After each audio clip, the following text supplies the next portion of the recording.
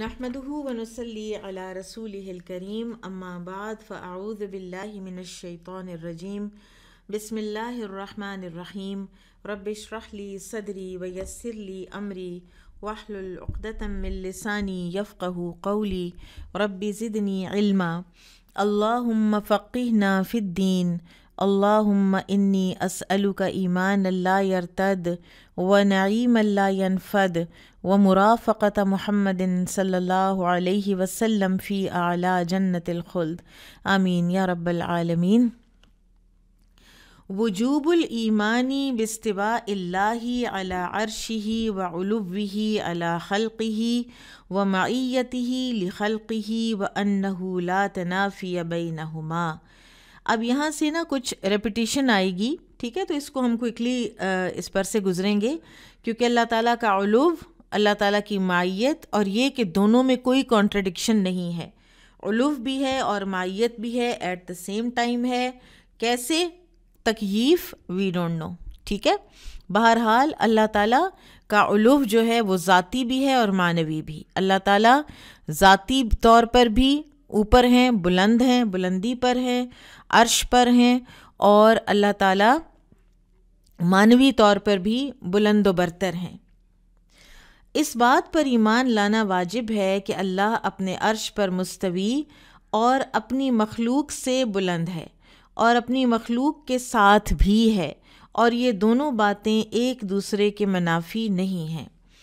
فصل وقد دخل فيما ذكرناه من الإيمان بالله الإيمان بما أخبر الله به في كتابه وتواتر عن رسوله وأجمع عليه سلف الأمة من أنه سبحانه فوق سماواته على عرشه علي على خلقه وهو سبحانه معهم أينما كانوا يعلم ما هم عاملون كما جمع بين ذلك في قوله هو الذي خلق السماوات والأرض في 6 أيام ثم استوى على العرش يعلم ما يلج في الأرض وما يخرج منها وما ينزل من السماء وما يعرج فيها وهو معكم أينما كنتم والله بما تعملون بصير۔ الحدید 4۔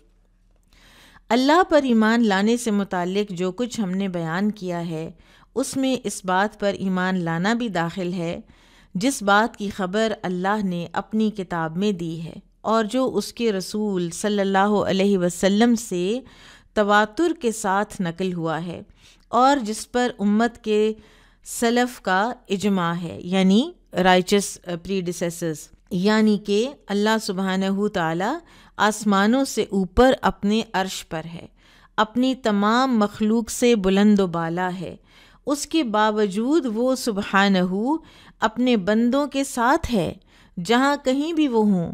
وہ جانتا ہے جو کچھ وہ عمل کرنے والے ہیں، جیسا کہ اس نے ان چیزوں کو اپنے اس فرمان میں جمع کر دیا ہے کہ وہی ہے جس نے آسمانوں اور زمین کو 6 دنوں میں پیدا کیا، پھر وہ عرش پر مستوی ہوا۔ وہ جانتا ہے جو کچھ زمین کے اندر داخل ہوتا ہے اور جو کچھ اس سے نکلتا ہے، اور جو کچھ آسمان سے اترتا ہے اور جو کچھ اس کی طرف چڑھتا ہے، اور وہ تمہارے ساتھ ہے جہاں کہیں بھی تم ہو، اور اللہ تمہارے سارے اعمال کو خوب دیکھنے والا ہے۔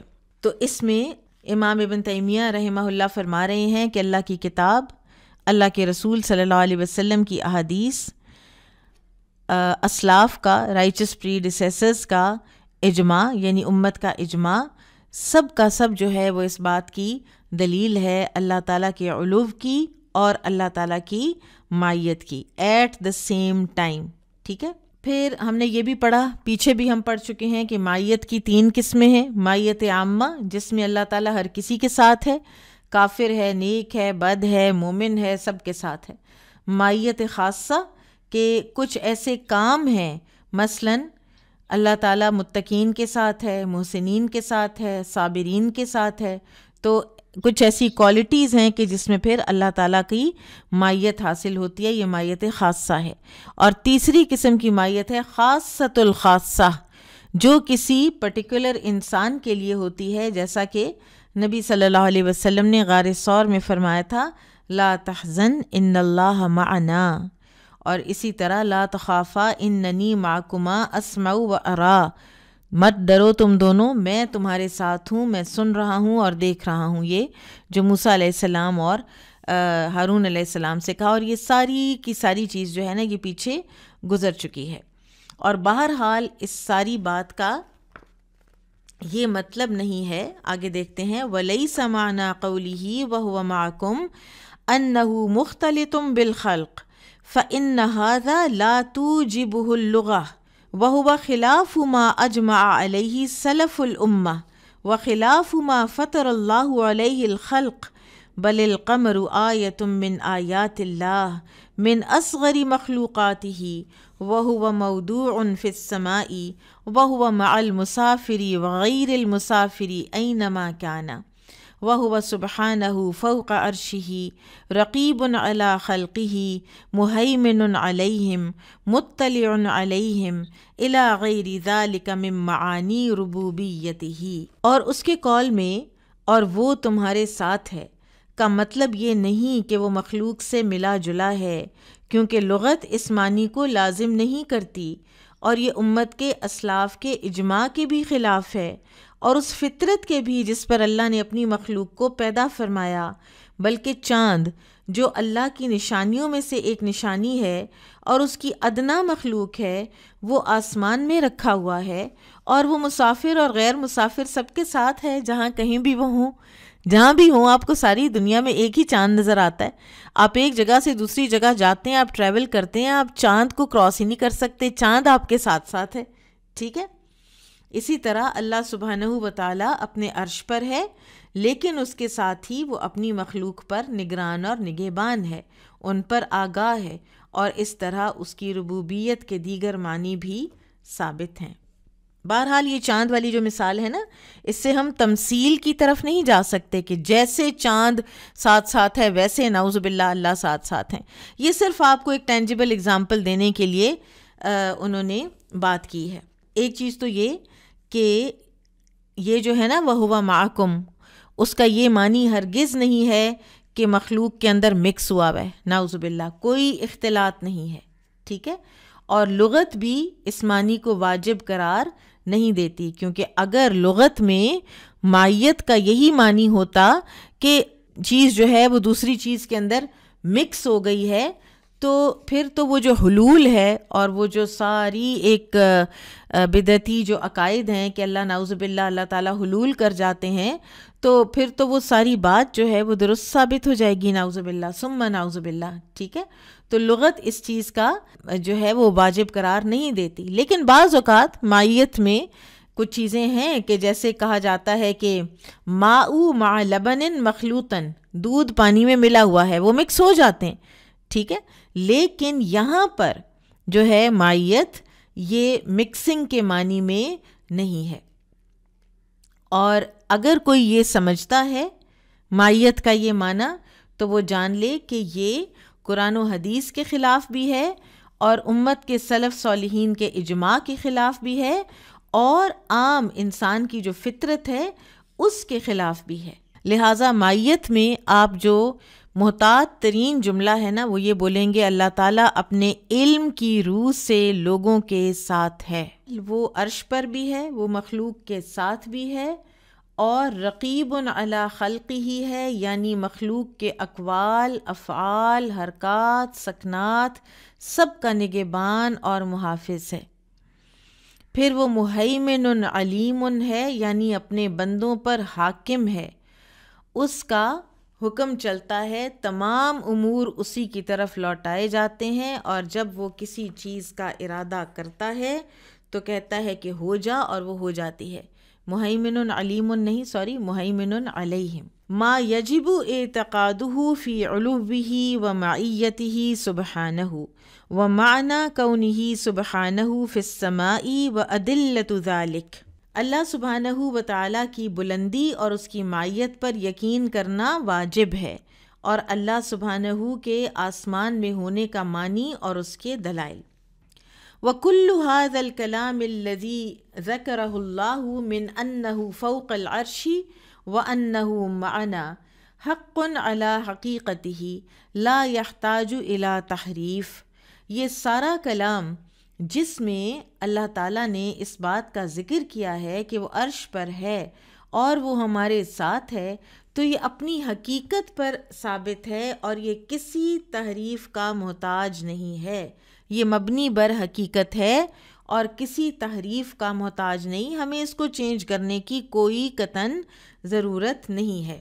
پھر وہ کہتے ہیں وَلَكِنْ يُصَانُ عَنِ الظُّنُونِ الْكَاذِبَةِ مثل ان يظن ان ظاہر قوله في السماء ان السماء تقله او تذله وهذا باطل باجماع اہل العلم والایمان فان الله قد وسع كرسيه السماوات والارض وهو الذي يمسك السماوات والارض ان تزولا ويمسك السماء ان تقع على الارض الا باذنه ومن آیاته ان تقوم السماء والارض بامره۔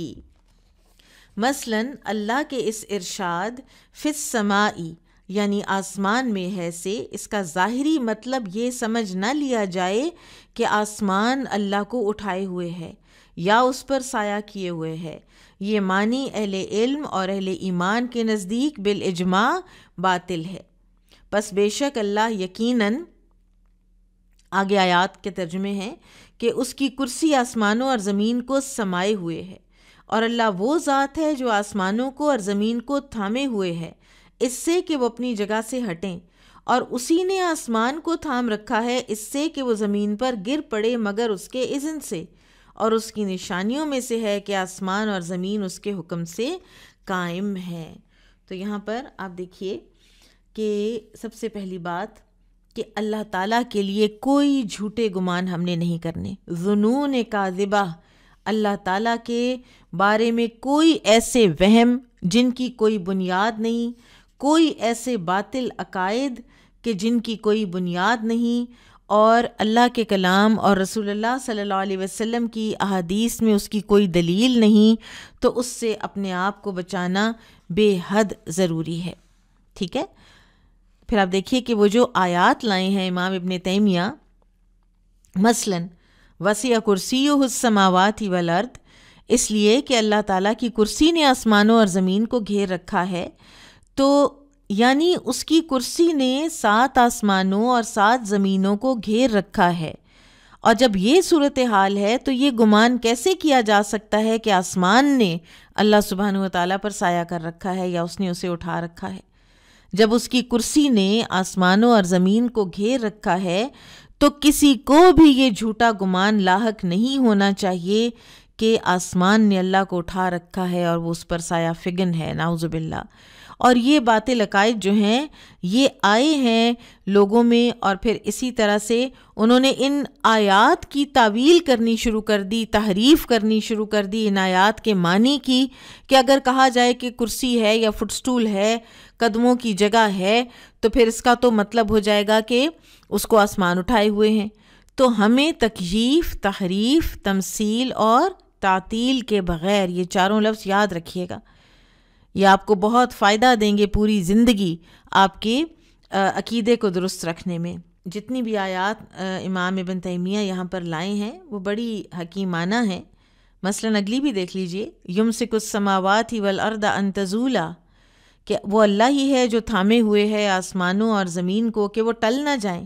اگر اللہ نے انہیں تھام نہ رکھا ہوتا تو ان میں اضطراب پیدا ہو جاتا اور وہ اپنی جگہ سے ادھر ادھر ہو جاتے۔ اب دیکھیے کہ اگر کوئی ستارہ اپنی جگہ سے ہٹ جائے تو کسی میں اسے روکنے کی طاقت نہیں ہے، تو پھر اگر 7 آسمان اور زمین اپنی جگہ سے سرک جائیں تو انہیں کون تھام سکتا ہے؟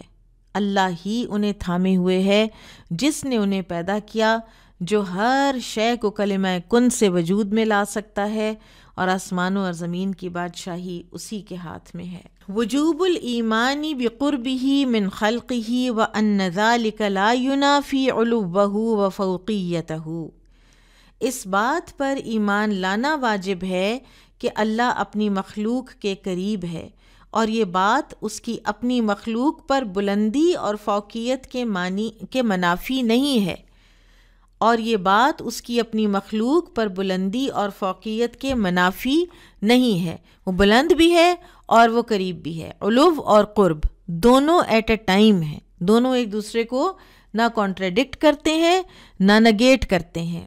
وقد دخل فی ذلک الایمان بانہ قریب من خلقہ مجیب، اس میں اس بات پر ایمان لانا بھی داخل ہے کہ اللہ اپنی مخلوق سے قریب اور دعا کو قبول کرنے والا ہے۔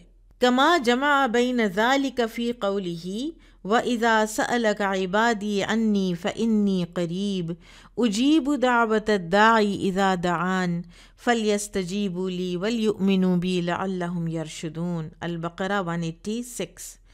وقوله صلی اللہ علیہ وسلم إِنَّ الَّذِي تَدْعُونَهُ أَقْرَبُ إِلَىٰ أَحَدِكُم مِّنْ عُنُقِ رَاحِلَتِهِ، جیسا کہ اللہ نے ان دونوں باتوں کو اپنے اس قول میں جمع کر دیا، اور جب میرے بندے آپ سے میرے بارے میں سوال کریں تو بے شک میں قریب ہی ہوں، میں ہر پکارنے والے کی پکار قبول کرتا ہوں جب بھی وہ مجھے پکارے۔ البقرہ 186۔ اور آپ صلی اللہ علیہ وسلم کی حدیث ہے کہ بے شک جس کو تم پکار رہے ہو وہ تمہاری سواری کی گردن سے بھی زیادہ تم سے قریب ہے۔ اور یہاں پر قریب کے بارے میں بھی وہی ساری باتیں یاد رکھیے کہ جو معیت کے بارے میں ہیں، اور قرب میں بھی جس طرح معیت کو تقسیم کیا ہے نا علماء نے، معیت عامہ، معیت خاصہ، خاصۃ الخاصہ، تو وہ بھی قرب کو بھی دو قسموں میں تقسیم کرتے ہیں۔ ایک قرب عام ہے، ہر کسی کے لیے ہے، اور ایک قرب خاص ہے، یعنی جس میں اللہ تعالیٰ اپنے بندے کی دعائیں قبول کرتے ہیں، پکارنے والے کی پکار کو سنتے ہیں، عبادت گزار کو اس کی عبادت کا ثواب دیتے ہیں۔ ٹھیک ہے۔ وما ذکر فی الکتاب والسنۃ من قربہ ومعیتہ لا ینافی ما ذکر من علوہ وفوقیتہ فإنہ سبحانہ لیس کمثلہ شیء فی جمیع نعوتہ وہو علی فی دنوہ قریب فی علوہ۔ اور کتاب و سنت میں اللہ تعالیٰ کے اپنی مخلوق سے جس قرب و معیت کا ذکر کیا گیا ہے وہ اس کی بلندی اور فوقیت کے منافی نہیں، کیونکہ اللہ سبحانہ کی تمام صفات میں کوئی اس کا مثل نہیں ہے، اور وہ اپنی مخلوق سے قریب ہوتے ہوئے بھی سب سے بلند ہے، اور بلند و بالا ہوتے ہوئے بھی ان سے قریب تر ہے۔ وجوب الایمان بان القرآن کلام اللہ حقیقتاً، قرآن کے حقیقتاً اللہ کا کلام ہونے پر ایمان لانا واجب ہے۔ فصل ومن الایمان باللہ وکتبہ الایمان بان القرآن کلام اللہ منزل غیر مخلوق منہ بدأ وإلیہ یعود وأن اللہ تکلم بہ حقیقتاً وأن هذا القرآن الذی انزل علی محمد صلی اللہ علیہ وسلم هو کلام اللہ حقیقتاً لا کلام غیرہ۔ سب سے پہلی بات، اس بات پر ایمان کہ قرآن کلام اللہ ہے۔ اللہ اور اس کی کتابوں پر ایمان لانے میں اس بات پر ایمان رکھنا بھی شامل ہے کہ قرآن اللہ کا کلام ہے، نازل کیا ہوا ہے، جو کہ مخلوق نہیں ہے، اللہ ہی کی طرف سے اس کا آغاز ہوا اور اسی کی طرف لوٹ جائے گا، اور یہ کہ اللہ نے اس کے ساتھ حقیقتاً کلام کیا ہے، اور یہ کہ جو قرآن محمد صلی اللہ علیہ وسلم پر نازل کیا گیا وہ حقیقتاً اللہ کا کلام ہے، کسی دوسرے کا کلام نہیں ہے۔ پہلے یہاں تک دیکھ لیتے ہیں کہ اس کے کیا کیا دلائل ہیں کہ قرآن کلام اللہ ہے۔ اللہ کا کلام اللہ کی ایک صفت ہے، اور اللہ تعالیٰ نے خود قرآن کا یہ وصف بیان کیا ہے کہ وہ اس کا کلام ہے۔ سورہ التوبہ آیہ نمبر 6 میں اللہ تعالیٰ فرماتے ہیں وَإِنْ أَحَدٌ مِّنَ الْمُشْرِكِينَ اسْتَجَارَكَ فَأَجِرْهُ حَتَّى يَسْمَعَ كَلَامَ اللَّهِ، اگر مشرکوں میں سے کوئی شخص آپ سے پناہ مانگے تو اسے پناہ دے دیں یہاں تک کہ وہ اللہ کا کلام سن لے۔ ٹھیک ہے۔ دوسری بات، یہ منزل ہے، وہ اللہ کی طرف سے نازل کردہ ہے، جیسا کہ سورہ ہجر آیت نمبر 9 میں اللہ تعالیٰ فرماتے ہیں اِنَّا نَحْنُ نَزَّلْنَا الذِّكْرَ وَإِنَّا لَهُ لَحَافِظُونَ، یقیناً ہم نے ہی ذکر یعنی یہ قرآن اتارا اور بے شک ہم ہی اس کی حفاظت فرمائیں گے۔ اسی طرح سورۃ القدر میں بھی آتا ہے انا انزلناہ فی لیلۃ القدر، ٹھیک ہے، قرآن منزل ہے اور اللہ منزل ہے یعنی نازل کرنے والا، پھر یہ مخلوق نہیں ہے۔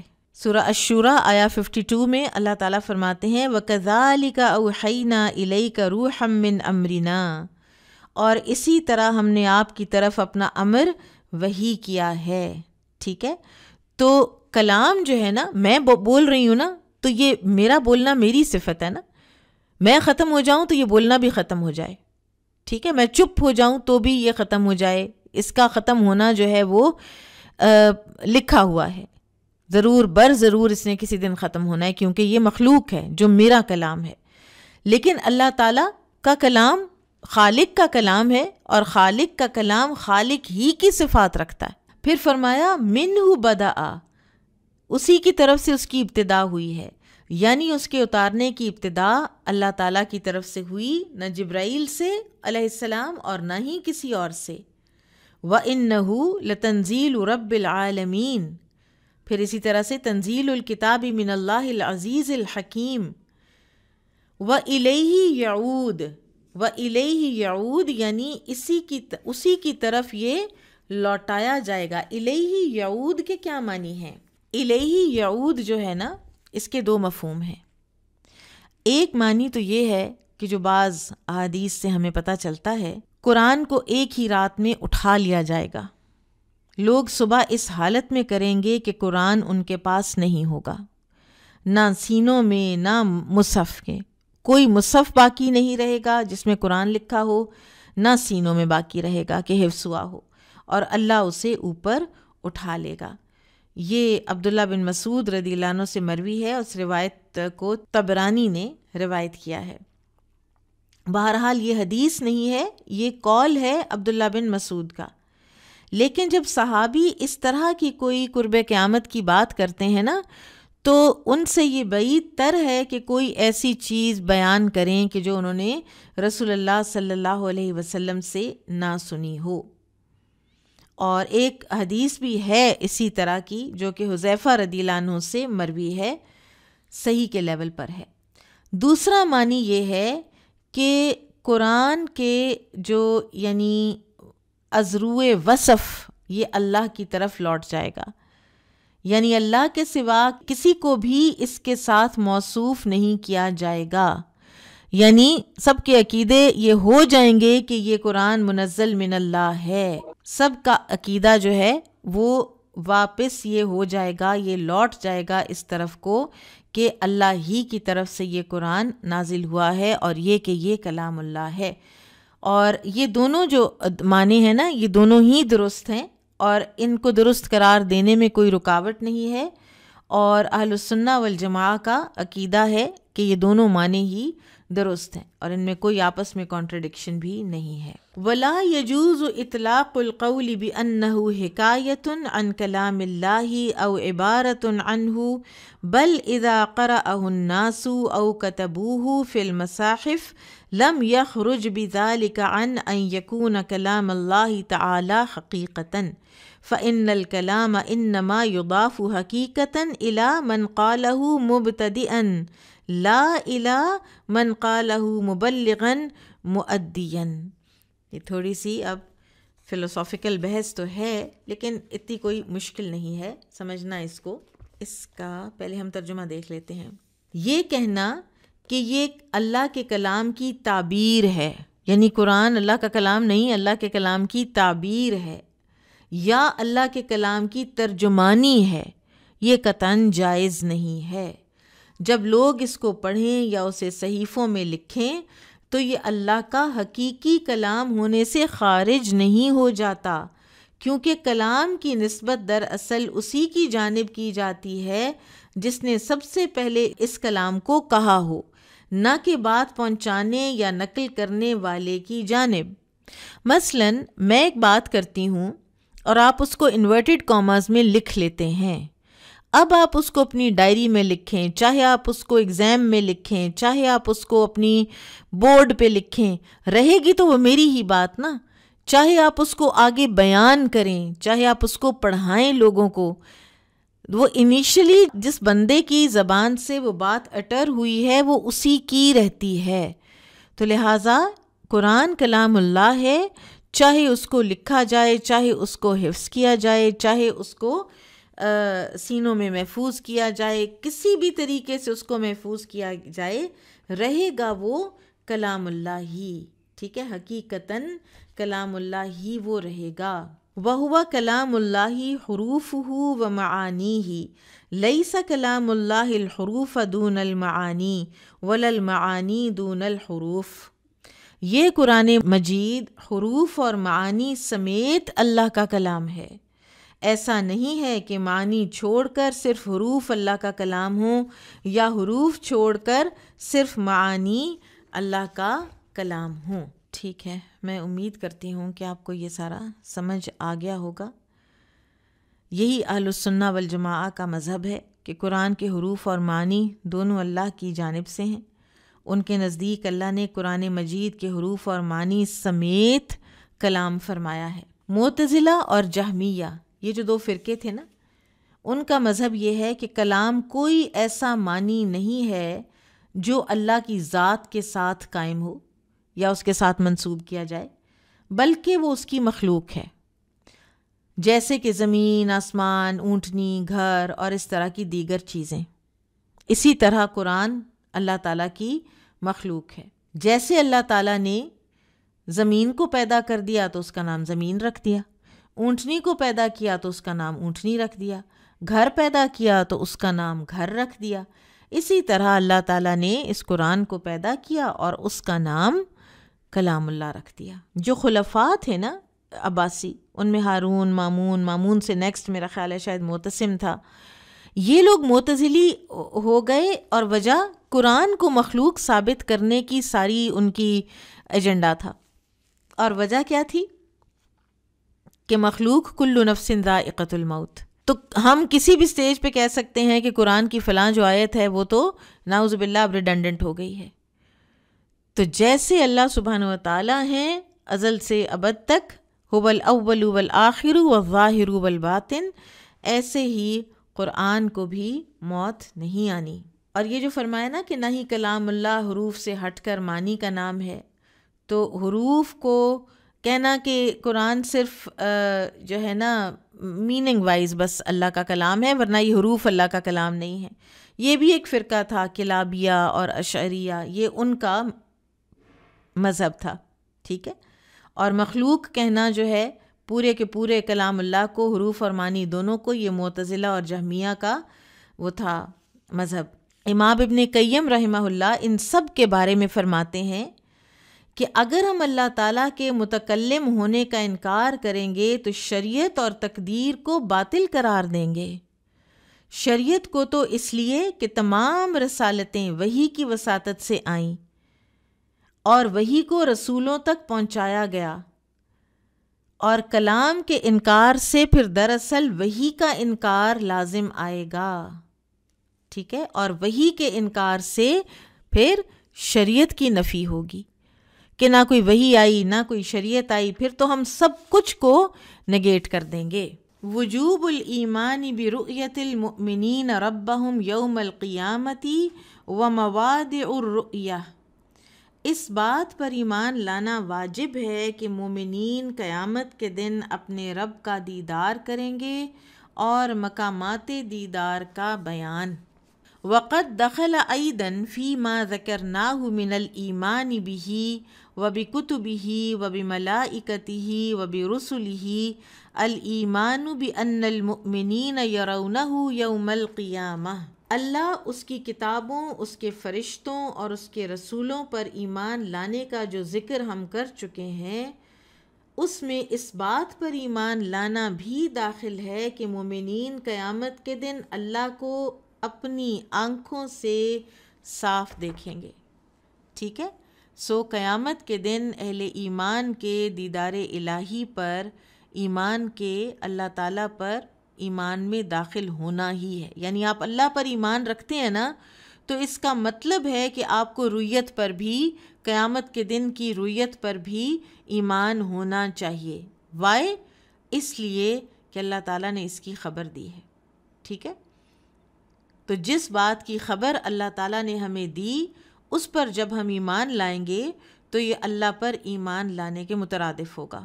ٹھیک ہے؟ پھر اسی طرح سے تمام کتابیں جو ہیں نا، تورات، انجیل، زبور، ان کتابوں میں بھی اللہ تعالیٰ کی رویت کی خبر دی گئی ہے.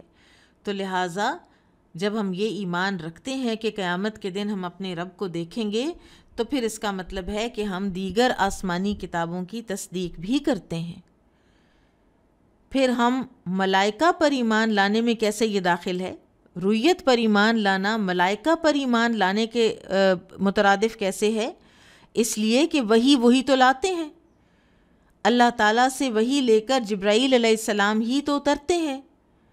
ٹھیک ہے؟ تو اس طرح رویت باری تعالیٰ پر ایمان لانا اللہ کی تمام کتابوں پر ایمان، ملائکہ پر ایمان، رسولوں پر ایمان کے مترادف ہے.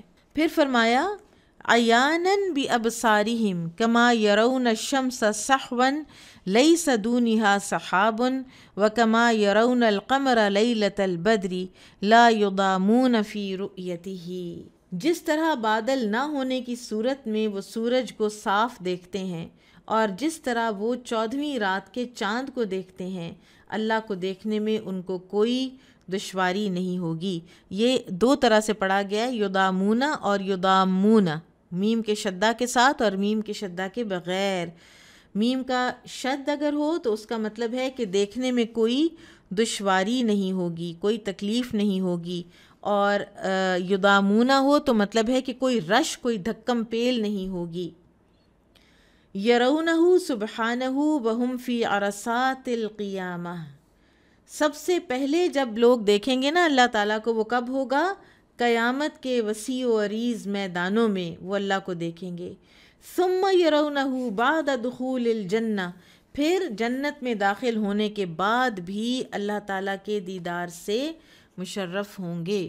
نبی صلی اللہ علیہ وسلم نے فرمایا تم اللہ تعالیٰ کو اس طرح دیکھو گے جس طرح صاف سورج کو دیکھتے ہو جس کے سامنے بادل نہ ہو. اور یہاں پر بھی یاد رکھیے گا رؤیت سے مراد جو ہے نا وہ حقیقی رؤیت ہے، رؤیت بالعین ہے، حقیقی رؤیت. تو سب سے پہلے عرصات القیامہ، عرصات عرصہ کی جمع ہے، اور عرصہ ایسا وسیع و عریض میدان جس میں کوئی عمارت نہ ہو. یہ اس لیے کہ قیامت کے دن زمین کو کھال کی طرح پھیلا دیا جائے گا، جیسا کہ رسول اللہ صلی اللہ علیہ وسلم نے فرمایا کہ قیامت کے دن زمین کو چمڑے کی طرح پھیلا دیا جائے گا اور مخلوقات کو اکٹھا کر دیا جائے گا. پھر ہر انسان کو اس سے صرف 2 قدموں کی جگہ ملے گی، بس کھڑے ہونے کی جگہ ملے گی. یہ میں نے آپ کو 2 احادیث ملا کر بتائی ہیں. تو ایک دفعہ تو قیامت کے میدانوں میں اللہ تعالیٰ کو دیکھیں گے. پھر اہل ایمان جب جنت میں داخل ہو جائیں گے تو پھر بھی اللہ تعالیٰ کے دیدار سے مشرف ہوں گے. اب قیامت کے میدانوں میں 3 طرح کے لوگ ہوں گے. نمبر 1 وہ جو ظاہر و باطن کے اعتبار سے خالص مومن ہیں. نمبر 2 وہ جو ظاہر و باطن کے اعتبار سے خالص کافر ہیں. اور نمبر 3 جو ہیں جو ظاہر کے اعتبار سے مومن اور باطن کے اعتبار سے کافر ہیں، یعنی منافقین. اہل ایمان اللہ تعالیٰ کو دیکھیں گے قیامت کے عرصات میں بھی، یعنی اس کے میدانوں میں بھی، اور دخول جنت کے بعد بھی. کفار اس کو دیکھ ہی نہیں سکیں گے، رب تعالیٰ کو دیکھ ہی نہیں سکیں گے. سورہ المطففین میں آتا ہے نا کلا انہم عن ربہم یومئذ لمحجوبون. ہرگز نہیں، اس دن یہ لوگ اپنے رب سے اوٹ میں رکھے جائیں گے، پردے میں، حجاب میں رکھے جائیں گے. ٹھیک ہے. اور ایک اور جو علماء کا قول ہے وہ یہ ہے وہ اللہ تعالیٰ کو دیکھیں گے، مگر اللہ تعالیٰ کا ان کو یہ دیکھنا قہر و غضب کا دیکھنا ہوگا. ٹھیک ہے. کہ جب وہ اللہ کو دیکھیں گے تو اللہ تعالیٰ ان کو قہر و غضب سے دیکھ رہا ہوگا۔ لیکن بہرحال جو زیادہ راجح رائے ہے وہ یہ ہے کہ کفار اللہ تعالیٰ کو دیکھ ہی نہیں سکیں گے، اس لیے کہ یہ جو آیت ہے سورہ مطففین کی، یہ ہمیں یہی بتا رہی ہے۔ اور منافقین وہ عرصات القیامہ میں، قیامت کے میدانوں میں تو اللہ تعالیٰ کو دیکھیں گے مگر اس کے بعد نہیں دیکھ سکیں گے۔ پھر آگے فرمایا کما یشاء، یعنی وہ اللہ تعالیٰ کی زیارت اس طرح کریں گے جس طرح اللہ چاہے گا۔ تو اس کا مطلب یہ ہوا کہ رؤیت کی کیفیت سے ہم آج آگاہ نہیں ہیں، کوئی بھی نہیں جانتا کہ وہ اپنے رب کو کس طرح دیکھے گا۔ باقی ساری جو باتیں ہم نے پڑھیں، عرش ہے، کرسی ہے، اسی طرح رؤیت کا معنی ہمارے علم میں ہے لیکن اس کی کیفیت ہمارے علم میں نہیں ہے۔ اور اللہ تعالیٰ کو دیکھنے کے بارے میں کچھ ڈیٹیلز جو ہیں وہ پہلے بھی گزر چکی ہیں۔ ما يدخل فی الایمان بالیوم الآخر، آخرت کے دن پر ایمان لانے میں کیا کیا شامل ہے۔ فصل، اس میں اب فصول ہیں، سٹیپس ہیں، کیا کیا ہونا ہے۔ نمبر 1، ما یکون فی القبر، قبر میں کیا پیش آنا ہے۔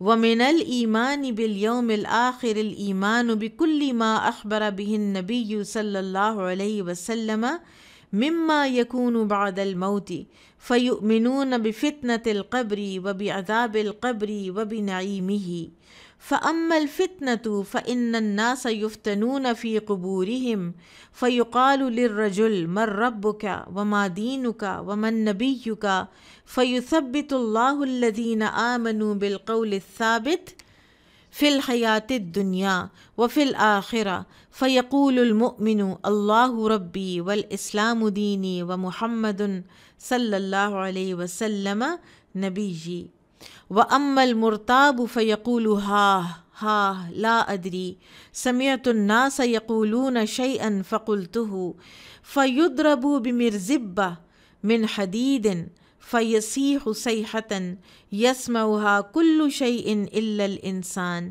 ولو سمعها الانسان لصعق۔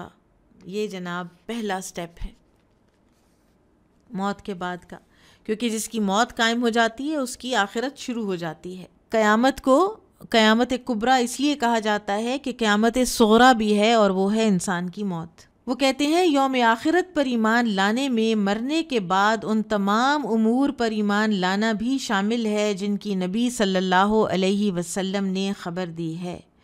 چنانچہ وہ اہل السنہ والجماعہ قبر کے امتحان اور آزمائش، قبر کے عذاب اور اس کی نعمتوں پر بھی ایمان رکھتے ہیں۔ جہاں تک فتنے کا تعلق ہے تو یقیناً تمام لوگ اپنی قبروں میں آزمائے جائیں گے۔ آدمی سے پوچھا جاتا ہے کہ تمہارا رب کون ہے، تمہارا دین کیا ہے، تمہارا نبی کون ہے، پس اللہ مومنوں کو قول ثابت کے ساتھ دنیا کی زندگی میں بھی ثابت قدم رکھتا ہے اور آخرت میں بھی رکھے گا۔ چنانچہ بندہ مومن جواب دیتا ہے کہ اللہ میرا رب ہے، اسلام میرا دین ہے اور محمد صلی اللہ علیہ وسلم میرے نبی ہیں۔ جہاں تک شک میں پڑے ہوئے آدمی کا حال ہے تو وہ کہتا ہے ہائے ہائے مجھے کچھ نہیں پتا، میں کچھ نہیں جانتا، میں نے لوگوں کو جو کچھ کہتے سنا تھا وہی میں بھی کہتا تھا۔ پھر اسے لوہے کے گرز سے ایسی مار ماری جاتی ہے کہ اس کی ایسی چیخ نکلتی ہے جس کو انسان کے سوا ہر مخلوق سنتی ہے، اگر انسان اس کو سن لے تو ضرور بے ہوش ہو جائے۔ ہم دیکھتے ہیں کہ روز قیامت پر ایمان لانا فرض ہے، اور دین میں اس کا مرتبہ یہ ہے کہ ایمان کے 6 ارکان میں سے ہے آخرت پر ایمان لانا۔ اللہ تعالیٰ نے اکثر مقامات پر اپنے اور روز قیامت پر ایمان کو ایک ساتھ بیان فرمایا ہے، اس لیے کہ جو شخص روز قیامت پر ایمان نہ رکھتا ہو اس کا اللہ تعالیٰ پر ایمان رکھنا ممکن ہی نہیں ہے۔ جس شخص کا قیامت کے دن پر ایمان نہیں ہوگا وہ کبھی نیک عمل نہیں کرے گا، کبھی اپنے آپ کو کسی مشکل میں نہیں ڈالے گا، اس لیے کہ انسان قیامت کے دن عزت و اکرام کی امید اور عذاب و سزا کے خوف کی وجہ ہی سے تو عمل کرتا ہے۔ اب انسان کے زندگی کے 5 مراحل ہیں۔ عدم، عین دال میم، نمبر 1 عدم، نمبر 2 حمل، ماں کے پیٹ میں، نمبر 3 دنیا، نمبر 4 برزخ، اور نمبر 5 آخرت۔ عدم یعنی جب وہ تھا ہی نہیں، جیسا کہ سورۃ الانسان میں اللہ سبحانہ و تعالیٰ فرماتے ہیں هل اتى علی الانسان حین من الدہر لم یکن شیئا مذکورا، کیا زمانے میں انسان پر ایسا وقت بھی آیا ہے کہ وہ کوئی قابل ذکر شے تھا ہی نہیں۔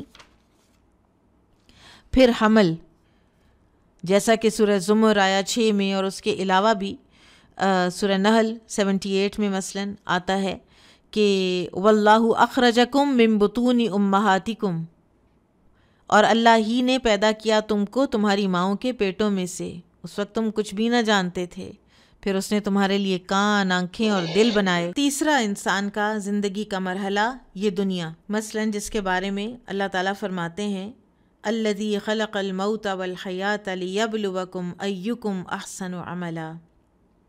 چوتھا مرحلہ برزخ، وَمِن وَرَائِهِمْ بَرْزَخٌ إِلَى يَوْمِ يُبْعَثُونَ، سورہ مومنون آیا 100 اور ان کے پیچھے برزخ ہے جس میں وہ اس دن تک رہیں گے جب انہیں دوبارہ اٹھایا جائے گا۔ اور آخری مرحلہ آخرت، یہ انسان کے سفر کی انتہا ہے، ٹھیک ہے۔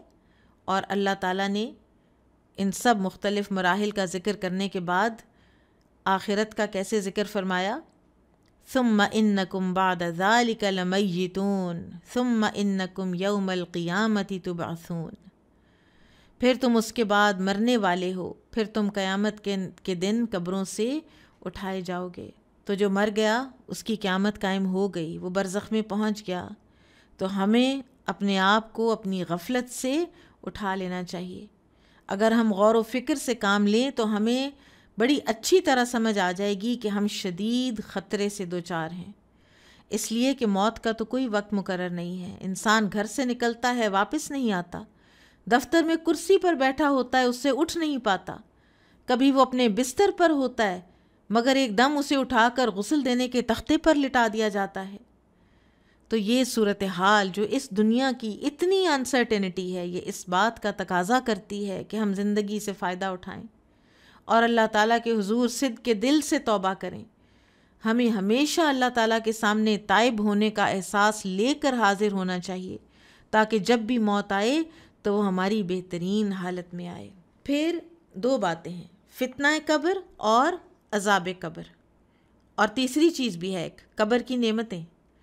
فتنہ قبر تو وہ سوال و جواب ہے جو قبر میں میت کو دفن کرنے کے بعد اس سے اس کے رب، اس کے دین اور اس کے نبی کے بارے میں کیا جاتا ہے۔ اور فتنہ قبر کی جو دلیل ہے وہ میں سورہ ابراہیم آیت 27 سے ملتی ہے، یثبت اللہ الذین آمنوا بالقول الثابت فی الحیات الدنیا وفی الآخرہ، اللہ تعالیٰ ایمان والوں کو پکی بات سے ثابت قدم رکھتا ہے، دنیا کی زندگی میں بھی اور آخرت میں بھی۔ نبی کریم صلی اللہ علیہ وسلم نے فرمایا، میری طرف وحی کی گئی ہے کہ تم اپنی قبروں میں فتنہ دجال کی مانند یا اس کے قریب آزمائے جاؤ گے، یعنی یہ اتنا سنگین معاملہ ہے، یہ اتنا سنگین فتنہ ہے۔ قبر میں سوال کیے جائیں گے اور ٹھوس جواب نہیں ہوگا، کچا علم ہوگا تو گھبراہٹ میں بھول جائے گا۔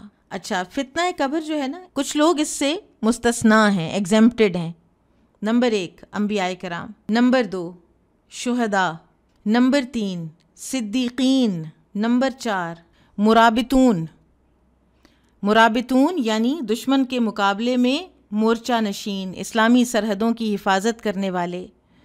نبی کریم صلی اللہ علیہ وسلم نے فرمایا، 1 دن اور 1 رات کا پہرا مہینہ بھر کے صیام اور قیام سے بہتر ہے، اور اگر وہ انسان اسی عمل میں فوت ہو جائے تو اس کا یہ عمل مسلسل جاری رہے گا جو وہ کیا کرتا تھا، اس کے لیے اس کا رزق جاری کر دیا جائے گا اور وہ فتنے سے محفوظ رہے گا۔ نمبر 5 بچے، نابالغ بچے اور مجنون، دیوانے، یہ بھی غیر مکلف ہے نا، تو ان سے بھی سوال جواب نہیں ہوگا، ٹھیک ہے۔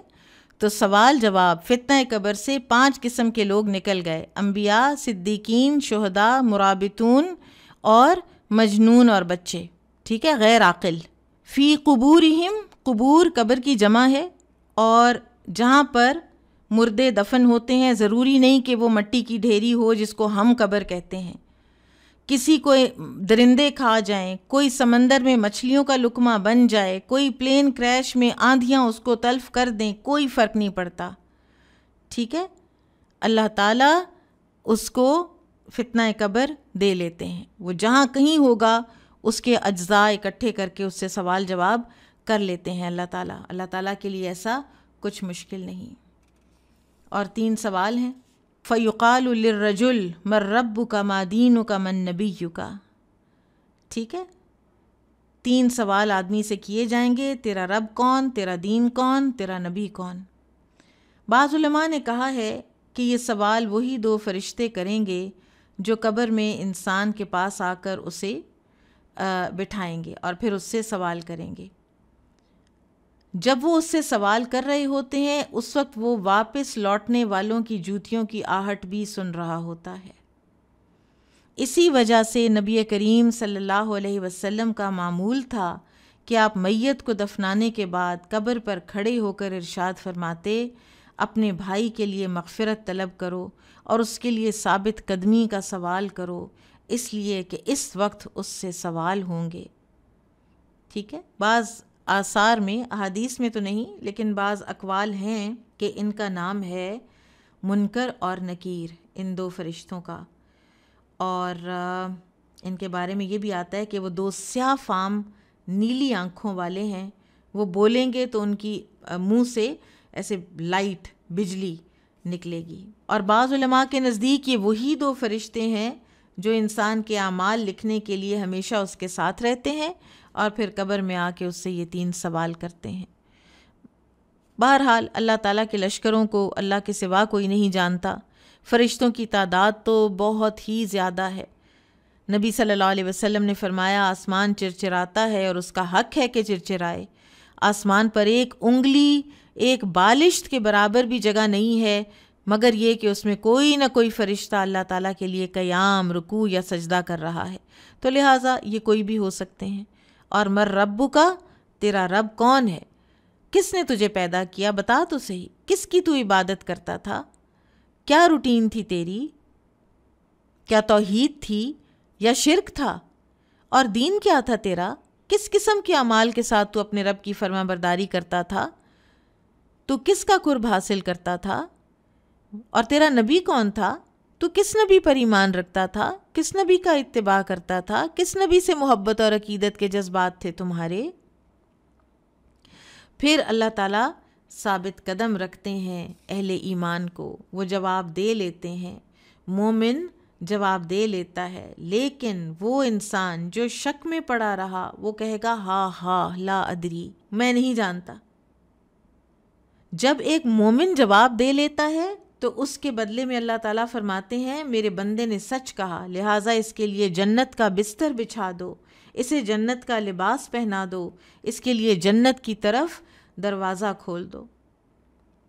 منافق، کافر، فاسق، مرتاب، شک کرنے والا جواب جب نہیں دے پائے گا تو اللہ تعالیٰ اس کا اپوزٹ جواب دیں گے، اس کے لیے قبر جو ہے وہ تنگ کر دی جائے گی۔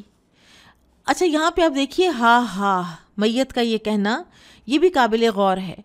بعض علماء نے کہا ہے کہ ایسا لگتا ہے کہ کوئی چیز اس سے گم ہو گئی ہے اور وہ اسے یاد کرنا چاہ رہا ہے اور اس کو شدید حسرت اور ندامت ہو رہی ہے، وہ جواب سے آگاہ ہے مگر اسے اس کی توفیق نہیں دی جا رہی کہ وہ جواب دے لے جس پر وہ ہاں کہہ اٹھتا ہے۔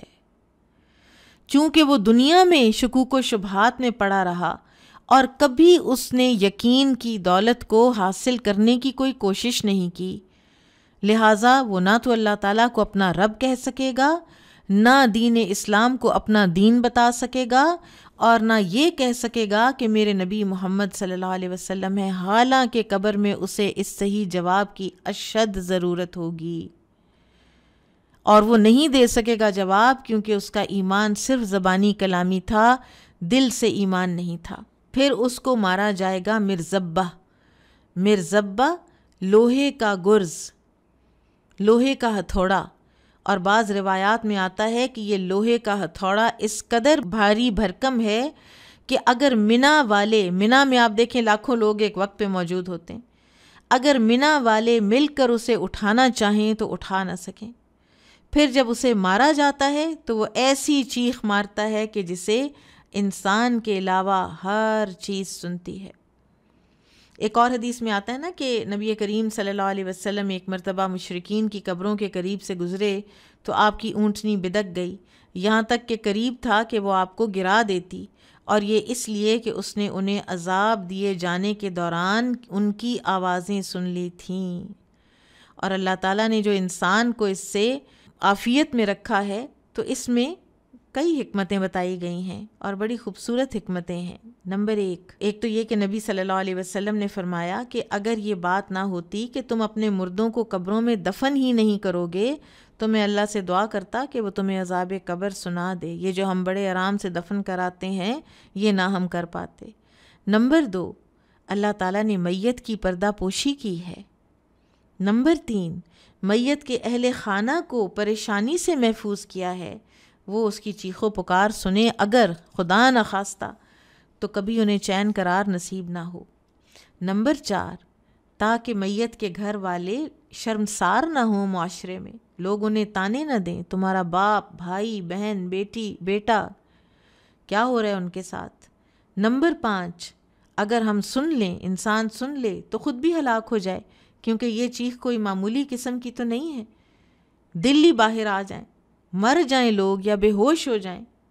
اور نمبر 6، اگر لوگ عذاب قبر کی چیخیں سن لیں تو ایمان بالغیب کے زمرے سے تو عذاب قبر نکل جائے گا نا، تو ہمیں ایمان بالغیب کی بھی تو ایک اللہ تعالیٰ نے، اور میں کہتی ہوں کہ اتنی خوبصورت یہ ہے ٹینجنٹ جو اللہ تعالیٰ نے ہمارے لیے ایمان بالغیب کا رکھا ہے، تو وہ بھی ختم ہو جائے۔ اچھا، پھر یہ جو امام ابن تیمیہ نے فرمایا ہے نا کہ وہ ایک ایسی چیخ مارتا ہے کہ جس کو ہر چیز سنتی ہے سوائے انسان کے، اور اگر انسان سن لے تو بے ہوش ہو جائے، تو یہ اس وقت میت کے قول کے بارے میں وارد ہوا ہے، یعنی میت اس وقت جب بات کرتی ہے، چیختی ہے یا کچھ اور کہتی ہے جب لوگ اسے اپنے کندھوں پر اٹھا کر قبرستان کی طرف لے جا رہے ہوتے ہیں۔